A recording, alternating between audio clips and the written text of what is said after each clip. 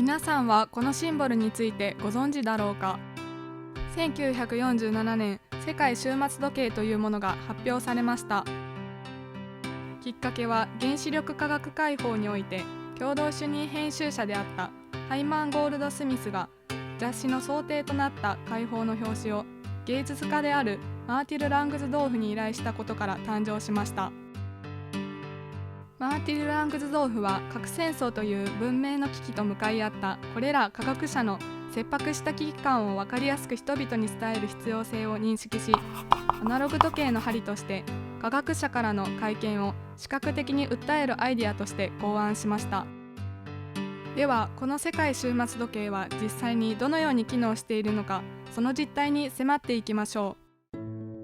世界終末時計は核戦争などによる人類の終末を午前0時とし、その終末までの残りの時間をあと何分という形で示されています。2007年からは気候変動の脅威も含み、終末時計が決められるようになりました。この終末時計の針を決めているのは、原子力科学社会報の編集者ユージン・ラビノビッチが世界各国の政府外の科学者や専門家と議論し、針の位置を決定し、会報のページで公開していました。1973年、ラビノビッチが亡くなり、この針の責任は原子力科学者会報委員会が引き継ぎました。それ以来、年に2回会合を開き、世界の出来事について議論し、必要に応じて時計をリセットしました。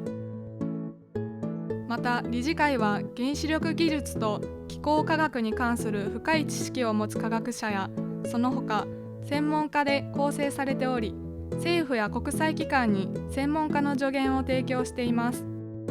彼らはさまざまな分野の同僚と広く協議し、13人のノーベル賞受賞者を含むブレティンのスポンサー委員会の意見を求めています。1947年、世界終末時計の始まりは人類にとって最大の危機である核兵器、特にアメリカとソ連が核軍拡競争に向かっているという見通しから来たものでした。創設時は7分前で針が指定されていました。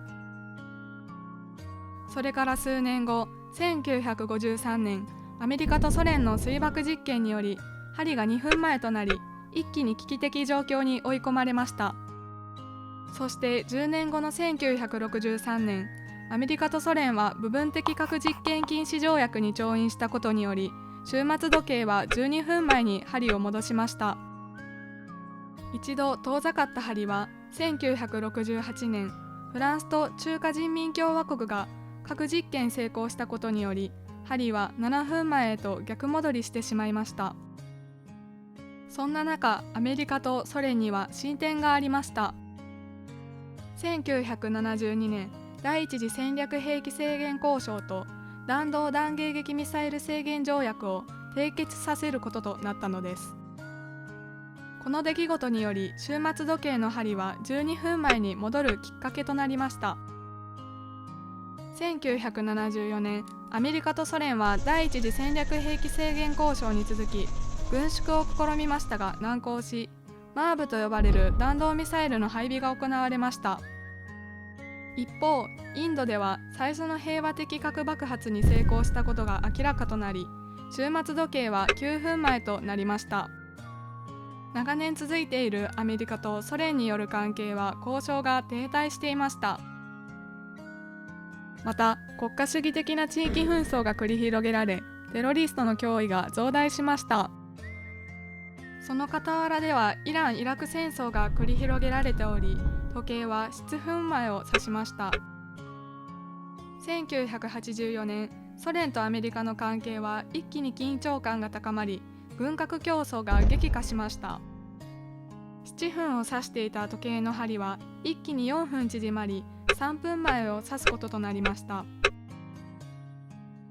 1991年、アメリカとソ連の関係はここで改善されると同時に、ソビエト連邦とユーゴスラビア連邦の崩壊により、世界終末時計が誕生してから歴代最長の17分前を記録しました。そんな最長記録もつかの間、1995年ソ連崩壊後もロシアに残る核兵器に不安が高まり、終末時計は14分前になってしまいました。3年後の1998年、ロシアに次いでインドとパキスタンが核兵器の保有を宣言したことにより、時計の針は9分前を指しました。時は2000年代に突入し、2001年の9月、アメリカでワールドトレードセンターに2機の旅客機が突入し、全世界が注目を向けたアメリカ同時多発テロ事件が発生しました。このことをきっかけに2002年、アメリカは弾道弾迎撃ミサイル制限条約からの脱却を宣言しました。また、テロリストによる大量破壊兵器使用の懸念が高まりました。世界終末時計の針も縮まる一方、時は進み、2007年、北朝鮮の核実験強行やイランの核開発問題が浮上しました。また、この年は地球温暖化のさらなる進行により、針は5分前を指すようになりました。2010年、当時アメリカの大統領であったバラク・オバマ氏により核廃絶運動が行われ、進んでいた針は少し戻り6分前を指しました。しかし2年後の2012年、核兵器の危険性が増大してしまいました。また、日本で2011年に起こった東日本大震災の二次災害である福島第一原子力発電事故を背景とした原子力の安全性への懸念により、針は再び5分前を指すこととなりました。2015年、気候変動や核軍備競争により、針は3分前を指し、刻一刻と0分に迫っていました。そんな中、2017年、当時のアメリカの大統領であるドナルド・トランプ氏が核廃絶や気候変動対策に対して消極的な発言をしたことをきっかけに、針は2分30秒前を指すこととなりました。翌年の2018年、北朝鮮が行っている核開発の影響による核戦争への懸念から、針は2分前を指しました。2020年、中距離核戦力全廃条約執行による核軍縮への不信感が生まれました。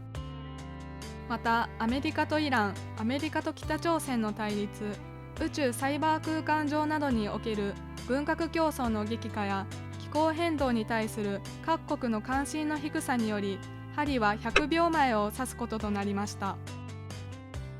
2021年、歴史的なパンデミックである新型コロナウイルスが世界中に蔓延しました。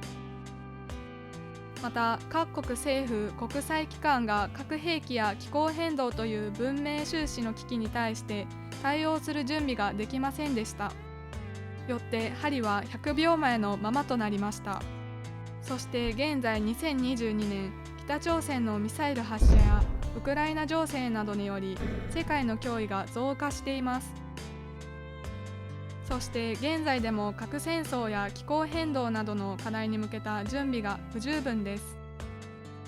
新型コロナウイルスのさらなる蔓延と度重なる変異株の出現や気候変動への目標が十分に達成されていないことから、変わらず針は100秒前を指しています。歴史を振り返り分かったことは、近年において針は0分から遠のくことがなくなり、近づいている一方であるということです。では、針を戻すために私たち人間にできることはあるのでしょうか。私たちができることは大きく2つあります。1つは知るということです。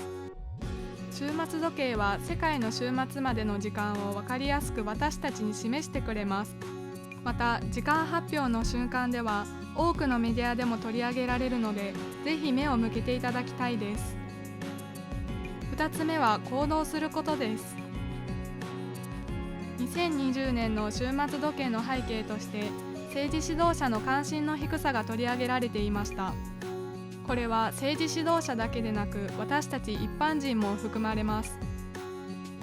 行動の方法は様々です。SNS でシェアすることもその一つです。家族や友人と核兵器や気候変動などの問題について語り合うことも一つです。